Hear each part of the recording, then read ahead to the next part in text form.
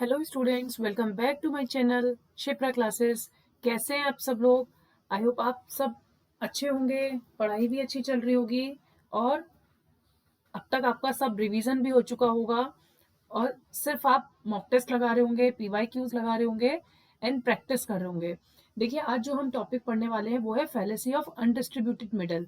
मैं आप लोगों का ज़्यादा समय नहीं लूंगी, कम समय में मैं 5 से 6 मिनट में आपको ये टॉपिक समझाने की कोशिश करूंगी ताकि आपका कम समय में एक टॉपिक प्रिपेयर हो जाए। क्योंकि इस टॉपिक में जो है बच्चों को बहुत प्रॉब्लम आ रही है और ये टॉपिक ऐसा है जिससे एग्जाम में क्वेश्चन पूछा जा रहा है। यूजीसी नेट के स्टूडेंट्स के लिए ये बहुत ज़्यादा इंपॉर्टेंट टॉपिक है। लॉजिकल रीजनिंग का जो टॉपिक है ये फैलेसी ऑफ अनडिस्ट्रीब्यूटेड मिडल, इसका क्या मीनिंग है, इसके क्वेश्चंस को कैसे सॉल्व किया जाता है, ये सब चीज़ें हम आज की वीडियो में सीखेंगे।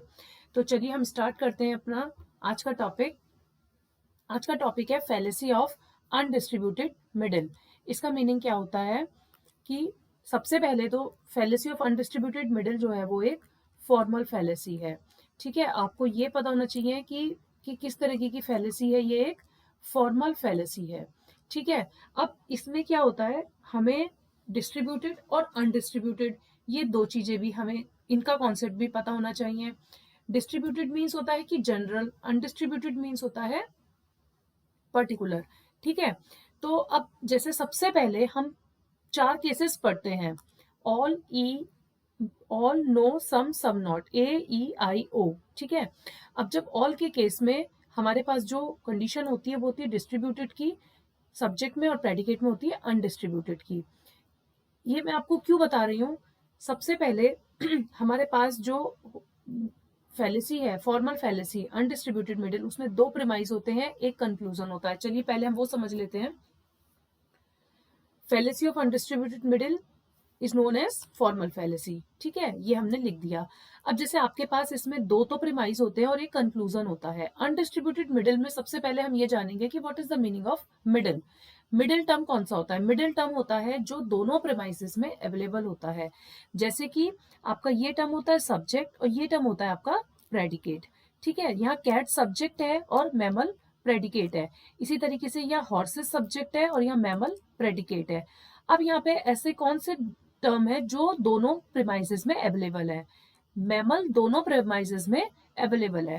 इट मींस मैमल जो हो गया वो आपका हो गया मिडिल टर्म, क्योंकि ये दोनों प्रीमाइसेस में अवेलेबल है। जो टर्म आपके दोनों प्रीमाइसेस में आपको दिखाई देगा वो आपका मिडिल टर्म कहलाता है। अब कंक्लूजन क्या निकला हमारे पास? कंक्लूजन में कभी भी मिडिल टर्म नहीं आता है। कंक्लूजन में मिडिल टर्म नहीं आ रहा है, इट मींस ये हॉर्सेस और कैट्स जो हैं, मेजर और माइनर, ये सब्जेक्ट है, ये प्रेडिकेट है। बट यहाँ पर क्या हुआ, यहाँ पहले प्रेडिकेट आया और फिर यहाँ सब्जेक्ट आया।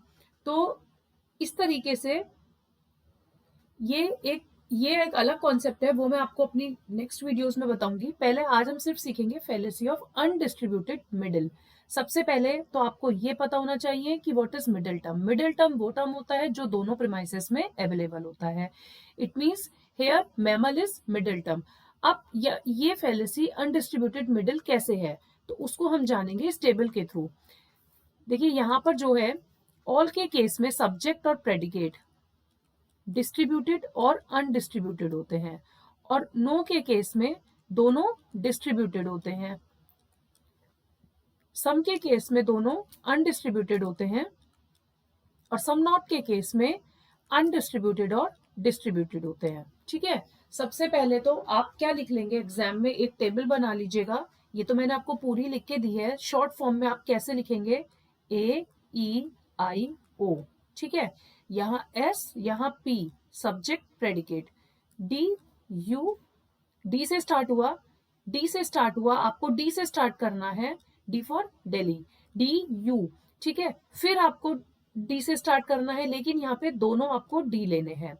ठीक है, आपने पहले डी से स्टार्ट करा, एक ही केस में आपने डी से स्टार्ट करा, फिर आया यू, फिर दोनों आपको डी लेने हैं, फिर से डी में स्टार्ट करना है, लेकिन दूसरा टर्म भी डी लेना है।